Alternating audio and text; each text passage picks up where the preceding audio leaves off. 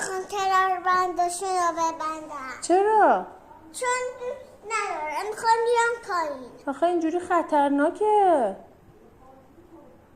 ببندن یا نبندن؟ نمیخوام ببندن. خب میخوام باشه. بیام پایین. باشه.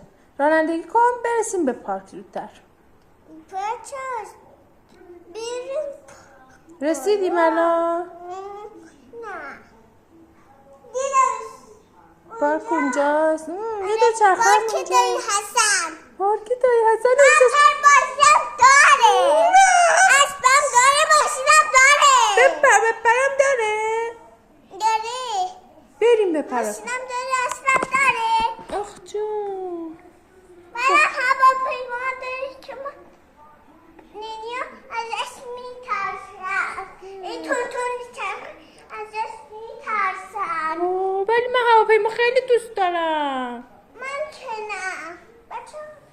بچه ها بریم ببینیم بچه ها خودشون چی دوست دارن. هرچی بچه ها دوست داشته باشن همون.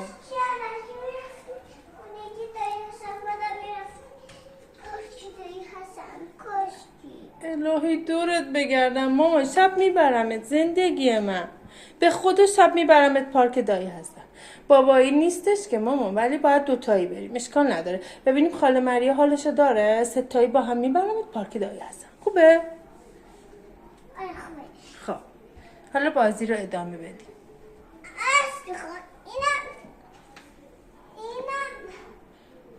اینم تو هواپیما داره. اینم بسته است که نیفتن. اینم بسته. خب بچه ها سوار اسب بشید. یکی یکی پیتیکو پیتیکو کنید. خب اخیرا میتونه توش سواشه. اونم میتونه سواشه. حبه انگور رو بذاریم اونجا.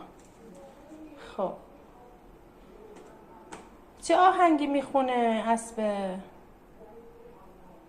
آهوی دار. میخوای آهنگ پیرمرد مهربونا بذاری؟ آره.